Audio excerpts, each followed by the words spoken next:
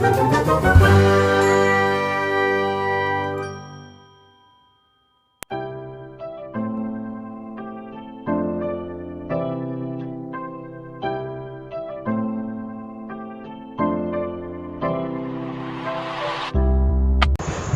दोस्तों स्वागत है आपका आपके अपने YouTube channel magic math bye Randhawa sir में।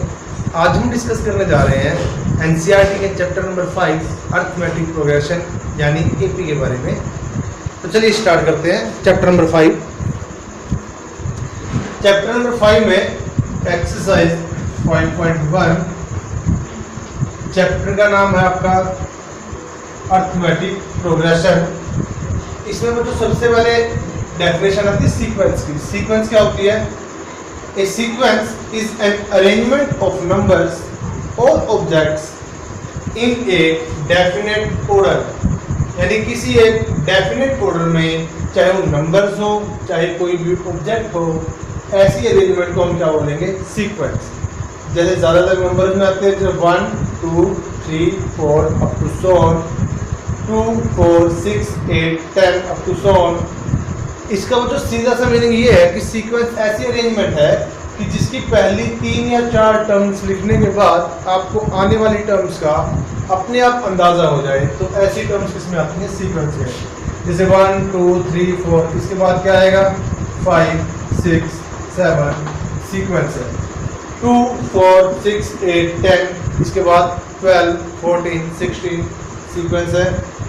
2 4 8, जैसे 2 to the 4, 4 to the 8, to the 16, 16 to the 32, to the 64, 64 to the 128, up to so on। आगे 1 4 9 16, आगे क्या आएगा? जैसे यहाँ पे 1 का स्क्वायर है, 2 का स्क्वायर है, 3 का स्क्वायर है, 4 का स्क्वायर है, 5 का स्क्वायर, 6 का स्क्वायर, 7 का स्क्वायर, 8 का square, up to so on। तो ये कुछ एग्जांपल्स हैं बच्चों सीक्वेंस के। अब सीक्वेंस को हम डिनोट कैसे करेंगे? जैसे फर्स्ट टर्म है, इसको हम क्या लिखेंगे? A1। A1 भी लिख सकते हैं हम, T1 भी लिख सकते हैं, T4 टर्म, या A1 second term, A2 third term, A3 A4 A5 A6 up to so on. और जनरल टर्म को हम डिनोट करेंगे इसमें AN से। AN का मतलब सीक्वेंस की कोई भी टर्म हो सकती है। n की जगह 1 रखेंगे तो फर्स्ट टर्म, n की जगह 2 रखेंगे तो second term, and up to so on. अब ये तो कुछ एग्जांपल्स थे बच्चों सीक्वेंस के। इसके बाद नेक्स्ट डेफिनेशन आती है अर्थमेटिक प्रोग्रेशन, जिसके नाम से आपका चैप्टर है। तो अर्थमेटिक प्रोग्रेशन यानी एपी क्या होता है? A sequence is called an arithmetic progression if the difference of the term and its previous term is always same। यानी एक ऐसी सीक्वेंस जिसमें किसी भी टर्म का उससे पिछले वाली टर्म्स के साथ आप डिफरेंस लोगे तो वो हमेशा सेम आएगा इन कांस्टेंट। दिस कांस्टेंट यानी this difference is called the common difference of the arithmetic progression. यानी आपको एग्जांपल देते हैं, जैसे पहली वाली है, इसमें first term second third fourth fifth sixth seventh ऐसे है। अब इन्होंने क्या कहा? किसी भी टर्म का डिफरेंस किसके साथ? उससे पहले वाली टर्म के साथ। जैसे यहाँ पे second term minus first term, 2 - 1 1, फिर थर्ड माइनस सेकंड, 3 - 2 1, 5 - 4 1। यानी किसी भी टर्म का डिफरेंस उसके पीछे वाली टर्म के साथ लोगे तो वो अगर हमेशा सेम आता है तो उस सीक्वेंस को हम क्या बोलेंगे? एपी। यानी उनका कॉमन डिफरेंस सेम होना चाहिए। तो ये आपकी क्या है? अर्थमेटिक प्रोग्रेशन यानी एपी। अगली टर्म को चेक कीजिए, 4 - 2 2, 6 - 4 2, 8 - 6 2, 10 - 8 2। तो इनका भी कॉमन डिफरेंस, पहले वाले का कॉमन डिफरेंस क्या आ रहा था? 1 आ रहा था। इसमें इन सब का कॉमन डिफरेंस क्या आ रहा है? 2। यानी ध्यान रखना कि किसी भी टर्म का डिफरेंस उससे पीछे वाली टर्म के साथ देखना है, बाकी किसी के साथ नहीं देखेंगे। यानी हम यहाँ से अगर देखा जाए, जो बेसिकली बात है ये है कि सेकंड टर्म में से फर्स्ट टर्म माइनस कीजिए, थर्ड में से सेकंड को माइनस कीजिए, या फोर्थ में से थर्ड को माइनस कीजिए। ऐसा डिफरेंस हमेशा सेम आना चाहिए। तो ऐसी सीक्वेंस को हम क्या बोलेंगे, एपी यानी अरिथमेटिक प्रोग्रेशन। तो ये भी एपी है। चलिए अगली को चेक करते हैं। a2 माइनस a1, 4 में से 2 को माइनस करोगे 2 आएगा, 8 में से 4 को माइनस करोगे 4 आएगा। यहाँ पे इसका डिफरेंस सेम नहीं है, तो ये आपकी एपी नहीं बन सकती। इसके बाद इसमें सेकेंड टर्म में से फर्स्ट टर्म को माइनस करोगे, 4 माइनस 1 3, 9 माइनस 4 5। क्या इन दोनों का डिफरेंस सेम है? नहीं। अगर इनका डिफरेंस सेम नहीं है तो ये भी एपी नहीं बन सकती। ठीक है जी। तो ये जो हमने सीक्वेंस के एग्जांपल लिए थे, इनमें से पहली वाली दो सीक्वेंस एपी हैं और बाद वाली दो सीक्वेंस एपी नहीं है। तो मेरे ख्याल से आपको समझ में आ गया होगा कि एपी की डेफिनेशन क्या होती है। तो यहाँ पे लिखा गया है कि जो ये वाला डिफरेंस आता है, जो इनका जो ये इसको हम बोलते हैं कॉमन डिफरेंस, और इसको डिनोट करते हैं हम डी से। किससे डिनोट करेंगे? डी से। यानी डी वाला डिफरेंस कौन सा होगा? यानी सेकंड में से फर्स्ट को माइनस कीजिए, थर्ड में से सेकंड को, फोर्थ में से थर्ड को, या फिर जनरल तौर पर देखा जाए तो an में से उससे पहले वाली टर्म an माइनस 1 को माइनस करते हैं। तो मेरे ख्याल से बच्चों आपको समझ में आ रहा होगा। चलिए अब एक्सरसाइज की तरफ बढ़ते हैं। एक्सरसाइज 5.1 एनसीईआरटी में इसका जो पहला क्वेश्चन थोड़ा सा टेढ़ा है, बाकी इसके सारे क्वेश्चन आसान है। पहला क्वेश्चन है, in which of the following situations does the list of numbers involve make an arithmetic progression and why. 5.1 के पहले क्वेश्चन में 4 पार्ट्स दे रखे हैं और आपसे ये पूछा गया है इनमें से कौन से पार्ट को हम एक्सप्लेन करके एपी बनेगी और कौन से की नहीं बनेगी। चलिए रब कर देते हैं इसको।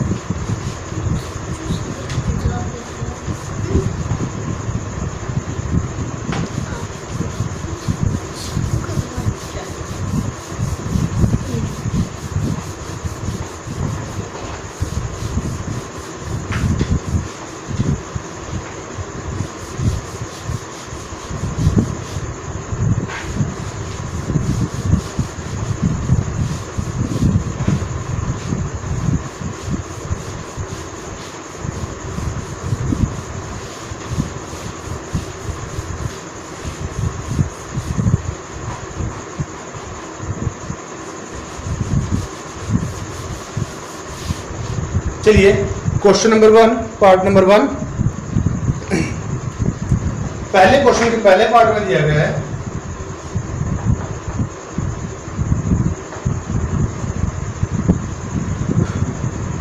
The taxi fare after each kilometre when the fair is ₹15 for the first kilometre and ₹8 for each additional kilometre. तो इन्होंने ये कहा गया है कि जो टैक्सी का फेयर है पहले किलोमीटर के लिए 15 रुपये है और उसके बाद हर किलोमीटर के लिए वो 8-8 रुपये बढ़ता जाएगा। तो क्या इस तरह से वो सीक्वेंस एपी बनेगी या नहीं बनेगी, यही हमने चेक करना है। चलिए चेक करते हैं। फर्स्ट किलोमीटर के लिए कितना फेयर है? 15। अगर आपने 1 किलोमीटर जाना है यानी 1 किलोमीटर, अगर आपने 2 किलोमीटर जाना है यानी सेकेंड टर्म के लिए 2 किलोमीटर, उसके लिए क्या आएगा? आपको फर्स्ट किलोमीटर के लिए 15 है और सेकंड किलोमीटर के लिए 8 है, तो इसमें आपको ऐड करना पड़ेगा 23। 3 किलोमीटर के लिए अगर नेक्स्ट का फिर 8 है, इन पहले का फर्स्ट का 15, सेकंड का 8, थर्ड का 8, तो इसको ऐड करेंगे तो ये आ जाएगा 31। फॉर द 4 किलोमीटर्स फर्स्ट का 15, सेकंड का 8, थर्ड का 8 एंड फोर्थ का भी 8, तो ये आ जाएगा 39 and up to so on. अब इस सीक्वेंस को जज कीजिए।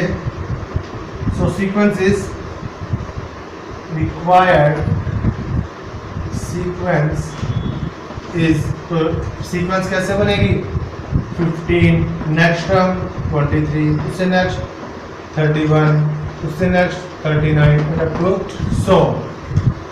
अब चेक कीजिए क्या ये एपी है या नहीं है। चलिए सेकंड टर्म में से फर्स्ट टर्म को माइनस कीजिए, 23 minus 15 which is equal to 8। फिर हम थर्ड में से सेकंड को माइनस करेंगे, 31 माइनस 23, ये भी 8 है। फोर्थ में से थर्ड टर्म को माइनस कीजिए, 39 माइनस 31, ये भी 8 है। तो हम रीजन देंगे सिंस इनका जो कॉमन डिफरेंस है a2 minus a1 is equal to a3 minus a2 is equal to a4 minus a3 and up to so on. So this sequence is an AP। ये वाली सीक्वेंस क्या बनेगी? AP। तो AP की full form आपको पता हो चल गई होगी, A for arithmetic and P for progression, यानी AP मतलब अर्थमेटिक प्रोग्रेशन। तो इसकी शॉर्ट फॉर्म है, सिंपल फॉर्म है। इसके बाद चलिए सेकंड पार्ट की तरफ बढ़ते हैं। The amount of air present in a cylinder when A vacuum pump removes 1/4 of the air remaining in the cylinder eight A time. रब कर देते चलो इसको।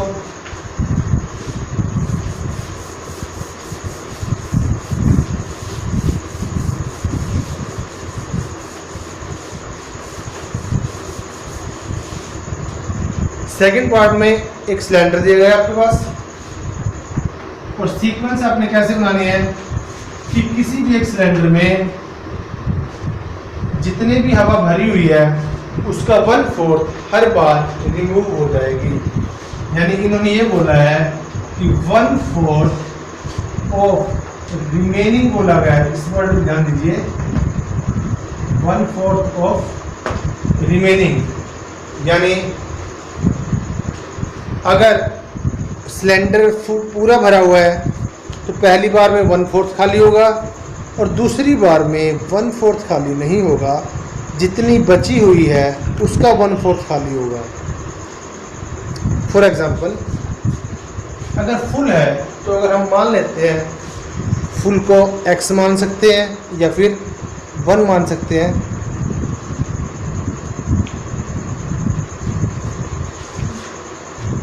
लेट लिख सकते हैं amount of air in the cylinder, उसको मान लीजिए x। तो इसके बाद पहली बार में हम कितना रिमूव करेंगे? 1/4 रिमूव करेंगे ना। तो air remove in first stroke, पहली बार में कितनी एयर रिमूव करेंगे? जितनी उसके अंदर एयर बची हुई है, इसके अंदर कितना बचा है? x, और उसका 1/4 इतनी एयर रिमूव होएगी। तो यहाँ पे बचेगी कितनी? Remaining air after first stroke. अब पहली बार खाली करने के बाद हवा कितनी बचेगी? पहले कितनी थी? x, उसका 1/4 रिमूव हो गया, 4 LCM। यहाँ से आएगा 4x minus x, that means 3/4 x। तो इतनी हवा सिलेंडर के अंदर बचेगी पहली बार में। अब दूसरी बार में ध्यान दीजिए कितनी एयर रिमूव होगी? Air remove in second stroke. अब हम दूसरी बार जब इसको खाली करेंगे तो इन्होंने क्या बोला है? 1/4 ऑफ द रिमेनिंग, यानी जो बची हुई है उसका 1/4 रिमूव होगी। अब इसमें बची कितनी है? अब 3/4x और रिमूव कितनी होगी इसका 1/4, ये आ जाएगा 3/16x। अब आगे फिर वही है, remaining air after second stroke, तो बचेगी कितनी, अब पुराने वाले कितने थे 3/4x, अब नई निकाल के कितनी बची है 3/16x, सॉरी हाँ, तो इतनी बची हुई थी, इतनी निकल गई। अब बाकी कितनी बची, इसमें से इसको माइनस करेंगे, तो इसका एलसीएम आएगा 16, 4 4 16, 4 3 12x माइनस 3x, ये आ जाएगा 9x/16। तो आपकी सीक्वेंस कुछ ऐसे बनेगी, रिक्वायर्ड सीक्वेंसेस, पहले का था x, उसके बाद सेकंड में 3/4x, उसके बाद कितनी बची है 9/16x, and up to so on. तो जब हम इसका डिफरेंस चेक करेंगे तो क्लियरली एक भी नहीं बनेगी, चाहे चेक कर लीजिए, a2 - a1 निकालिए, सेकंड टर्म में से फर्स्ट टर्म को माइनस करके 3/4x माइनस x, इसका एलसीएम आएगा 4, 3x माइनस का 4x, तो ये आ जाएगा माइनस का x/4। तो पहला डिफरेंस ये है। चलिए नेक्स्ट डिफरेंस चेक करते हैं, a3 माइनस a2। ध्यान रखना अगले वाली टर्म में से उसकी पिछली टर्म ही माइनस करेंगे, ना कि इस थर्ड में से हम फर्स्ट माइनस नहीं कर सकते, थर्ड में से सेकंड, फोर्थ में से थर्ड, फिफ्थ में से फोर्थ, इसी टाइप से हम माइनस करते हुए चलेंगे। तो माइनस कीजिए 9/16x माइनस 3/4x, चेक कीजिए एलसीएम आएगा इसका 16, 16 से 16 कैंसिल, 9x माइनस 4 4 16, 4 3 12, 12x, ये आएगा माइनस का 3x/16। तो जाहिर सी बात है जब आपने डिफरेंस किया क्या ये इक्वल है, इक्वल तो नहीं है, तो हम क्या लिखेंगे, since a3 minus a2 is not equal to a2 minus a1, यानी इनका कॉमन डिफरेंस सेम नहीं है, so this sequence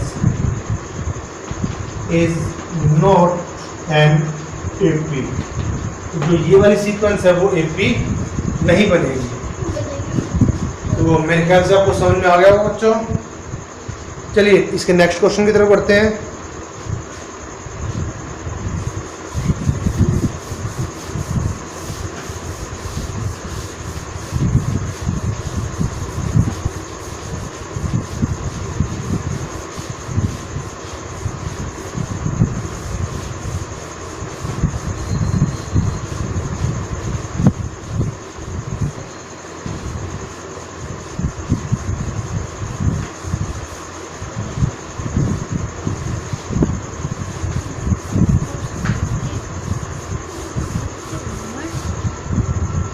next question third part, the cost of, इसमें भी आपने यही बताना है कि क्या इससे जो सीक्वेंस बनेगी वो AP बनेगी या नहीं बनेगी। The cost of digging a well after every metre of digging when it cost ₹150 for the first metre and rises by ₹50 for each subsequent metre. यानी ये बच्चों फर्स्ट पार्ट की तरह है, उसमें किलोमीटर का डिस्टेंस था, इसमें डिगिंग है यानी उसकी खुदाई करनी है पर मीटर। तो जो पहली मीटर की खुदाई करेंगे उसके लिए आपको ₹150 पे करने पड़ेंगे, उसके बाद जितने मीटर गहरा खोदते जाएंगे उसको गड्ढे को, तो उसके पर मीटर आपको ₹50 एक्स्ट्रा देने पड़ेंगे। तो चलिए देखते हैं कि इसे कि ये AP बनेगी या नहीं बनेगी। तो इसके लिए थर्ड पार्ट में क्या लिखेंगे, cost of digging for 1 metre कितनी है 150। कॉस्ट ऑफ डिगिंग फॉर, अगर आपने 2 मीटर खुदवाना है पहले वाले मीटर का आपको 150 पे करना पड़ेगा, और उसके बाद सेकंड मीटर का उसके बाद तो 50 रुपये पर मीटर है ना, फर्स्ट मीटर का 150 और उसके बाद नेक्स्ट जितने भी मीटर आप खुदवाएंगे उनका ₹50 पर मीटर के हिसाब से आप पे करते जाएंगे। तो 2 मीटर आपने खुदवाना है तो आपको 200 रुपये देने पड़ेंगे। Cost of digging for 3 metre अगर आपने खुदवाना है तो पहले का 150, दूसरे का 50 और तीसरे का भी 50, तो ये कितना आएगा 250। चाहे तो अगला भी निकाल सकते हैं। Cost of digging for 4 metre, पहले का 150, दूसरे का 50, तीसरे का 50, चौथे का 50, तो ये आ जाएगा 300। तो सीक्वेंस आपकी कैसे बनेगी? रिक्वायर्ड सीक्वेंसेस 150, फिर 200, फिर 250 और उसके बाद 300 एंड सो ऑन चलती जाएगी। तो इसमें भी चेक कर लीजिए। नाउ सेकेंड टर्म में से फर्स्ट टर्म को माइनस कीजिए, A2 माइनस A1। A2 है आपका 200 सेकेंड टर्म, माइनस A1 है आपका 150 फर्स्ट टर्म, पहला वाला डिफरेंस 50। A3 में से A2 को माइनस करें, 250 में से 200 को माइनस करेंगे तो ये आ जाएगा आपका 50। A4 में से आप A3 को माइनस कर सकते हैं, यानी 300 में से 250 को माइनस करें, ये भी आपको आएगा 50। तो आप ये लिख देंगे। सो A2 minus A1, A3 minus A2, A4 minus A3, ये सारी टर्म्स क्या आ रही हैं आपकी? सेम आ रही है, इक्वल 50। सो अगर कॉमन डिफरेंस सेम है तो हम क्या लिखेंगे? सो this sequence is an AP। तो मेरे ख्याल से आपको समझ में आ गया हो बच्चों, इतना मुश्किल भी नहीं है। नेक्स्ट इसके फोर्थ पार्ट की तरफ बढ़ते हैं। The amount of money in the account every year when ₹10,000 is deposited at compound interest at 8% per annum. अगर 10,000 रुपीज़ को 8% कंपाउंड इंटरेस्ट के हिसाब से रखा जाए तो हर साल जो अमाउंट बनेगा उसकी जो सीक्वेंस आएगी वो AP में आएगी या फिर नहीं आएगी। तो आपने ये चीज़ चेक करनी है।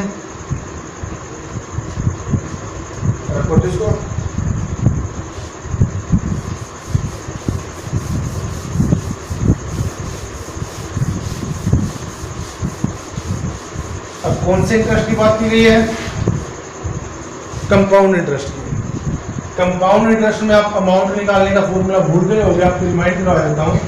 Amount is equal to principal into 1 plus R/100 raise to power T। यहाँ पे P है प्रिंसिपल, R है रेट ऑफ इंटरेस्ट,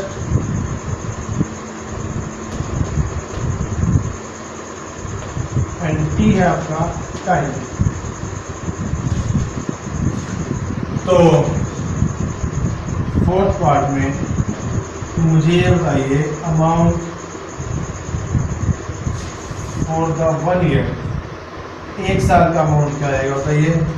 फॉर्मूला वही यूज करेंगे, P into 1 plus R/100 raise to power T कितना है 1, क्योंकि 1 साल के लिए है। प्रिंसिपल आपका 10,000 into 1 plus rate of interest आपका 8/100, ये आएगा 10,000 इंटू LCM लेंगे तो आएगा 108 डिवाइड बाय 100। कैंसिल आउट करेंगे इसको, ये आ जाएगा 10800। ये तो बनेगा 1 साल का। Next amount for 2 years, same rule, P into 1 plus R/100, timing कितनी है 2 साल की। अब तो यहाँ पर पावर में 2 आ जाएगा T के प्लेस में। 10,000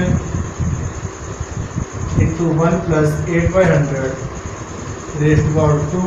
तो जब हम इसकी कैलकुलेशन करेंगे तो ये बनेगा 10,000 इंटू 108 डिवाइड बाय 100, तो इसका क्या स्क्वायर है, हम 2 बार मल्टीप्लाई करेंगे। 100 10,000 से कैंसिल, 108 को 108 से मल्टीप्लाई कीजिए, कैलकुलेशन आएगी आपकी 11684 सॉरी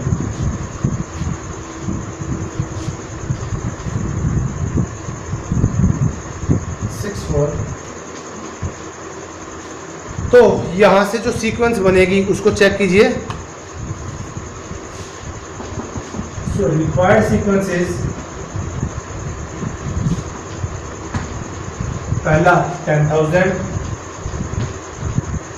नेक्स्ट 10,800 और उसके बाद है 11,664 and up to so on, ऐसे ही चलता रहेगा। तो यहाँ से निकालिए A2 minus A1, 10,800 minus 10,000, calculation बनती है 800। A3 में से A2 को माइनस कीजिए, 11,664 माइनस 10,800, इसकी जब आप कैलकुलेशन करेंगे ये आएगा 864। तो जाहिर सी बात है कि जो इनका कॉमन डिफरेंस है वो सेम नहीं है। Since A2 minus A1 is not equal to A3 minus A2, यानी कॉमन डिफरेंस सेम नहीं है, so this sequence is not an AP। तो ये सीक्वेंस AP नहीं बना सकती या AP नहीं बन सकती।